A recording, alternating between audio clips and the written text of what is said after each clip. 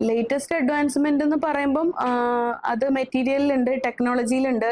Okay. പിന്നെ അപ്പോൾ മെറ്റീരിയൽസിൽ എന്ന് പറയുമ്പോൾ ഞാൻ ഓൾറെഡി ഒരു പ്രാവശ്യം പറഞ്ഞായിരുന്നു, പണ്ടുള്ള മെറ്റീരിയൽ എന്ന് പറഞ്ഞാൽ ഹൈ വെയിറ്റ്, പിന്നെ ഡ്യൂറബിലിറ്റി ഉണ്ടാവില്ല, ഇടയ്ക്ക് ബ്രേക്ക് ആവും, അങ്ങനെയൊക്കെയുള്ള. അപ്പോൾ അതിന് പകരം light weight and very strong durable materials like carbon fibre അതൊക്കെ വന്നിട്ടുണ്ട്. പിന്നെ അത് കൂടാതെ പിന്നെ ജോയിൻസ്, അതായത് കമ്പനൻസിൽ ഇതുപോലെ നമ്മുടെ മാനുവൽ കമ്പനൻസ് നിന്ന് ഹൈടെക് ബയോ ഫീഡ്ബാക്ക് ഉള്ള ബയോണിക് ആയിട്ടുള്ള കമ്പനൻസ് ഒക്കെ ആയി. അതെ. പിന്നെ നമ്മൾ ടെക്നോളജി പറയുമ്പോഴേക്കും ആദ്യം നമ്മൾ ഈ കൺവെൻഷണൽ പ്രോസസ് ഒക്കെ നമ്മൾ മാനുവലി ആയിരുന്നു ഉണ്ടാക്കുന്നത്. ഇപ്പൊ എന്ന് പറഞ്ഞിട്ടുണ്ടെങ്കിൽ ദ ലേറ്റസ്റ്റ് സിസ്റ്റം എന്ന് പറഞ്ഞാൽ 3D പ്രിന്റിംഗ് ആണ്. ഇതിന് മുന്നേ CAD CAM ആയിരുന്നു.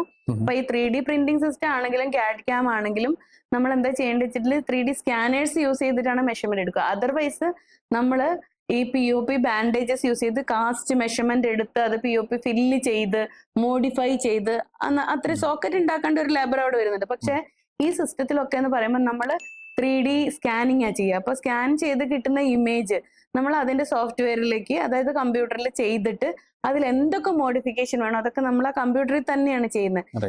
കമ്പ്യൂട്ടറിൽ മോഡിഫിക്കേഷൻ ചെയ്ത് കഴിഞ്ഞ് ഫൈനൽ ഇമേജ് നമ്മൾ 3D പ്രിന്ററിലേക്ക് അല്ലെങ്കിൽ CAD CAM മെഷീനിലേക്ക് ഫീഡ് ചെയ്യുമ്പോൾ അതിൽ നിന്നാണ് പ്രിന്റ് ചെയ്ത് നമ്മുടെ സോക്കറ്റ് വരുന്നത്. ഓക്കെ. അപ്പം ആ പ്രൊസീജിയർ, അതായത് ആ ലേബർ, നമുക്ക് ഈ സോക്കറ്റ് ഉണ്ടാക്കാനുള്ള ഒരു മാനുവൽ ലേബർ അതും കൂടെ കുറഞ്ഞു കിട്ടി. പിന്നെ പ്രിസിഷൻ അത്രയും കൂടും. നമ്മളിപ്പം ഹാൻഡ് ഉപയോഗിച്ച് ചെയ്യുമ്പോൾ ചിലപ്പോൾ ഇടയ്ക്കൊക്കെ എന്തെങ്കിലുമൊക്കെ തെറ്റും, പക്ഷെ കമ്പ്യൂട്ടർ ആകുമ്പോൾ അത്രയും പോലും തെറ്റ് വരാറില്ല. അപ്പൊ അത്രയും പ്രിസിഷൻസ് ഉണ്ട്. പിന്നെ ഞാൻ പറയാത്ത ഒരു കാര്യം എന്ന് പറഞ്ഞാൽ ഓസ്റ്റിയോ ഇന്റഗ്രേഷൻ. ഓസ്റ്റിയോ ഇന്റഗ്രേഷൻ ഞാൻ പറഞ്ഞ എല്ലായിടത്തും ഞാൻ പറഞ്ഞ ഒരു കാര്യം, socket is the most important part. ഒരു ചെറിയൊരു ഇഷ്യൂ സോക്കറ്റ് വന്നിട്ടുണ്ടെങ്കിൽ അത് ഭയങ്കര ഒരു ഇഷ്യൂ ആയിരിക്കും പേഷ്യൻസിന്റെ കംഫർട്ടിന്.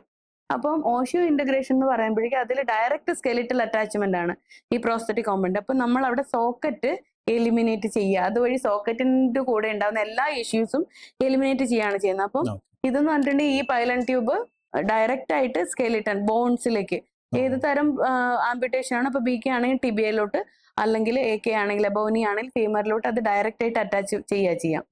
അപ്പം അപ്പൊ അങ്ങനെ ചെയ്യുമ്പോൾ നമുക്ക് ഡയറക്റ്റ് ഫീഡ്ബാക്ക്, കുറച്ച് ഫീഡ്ബാക്കും കൂടെ കിട്ടും.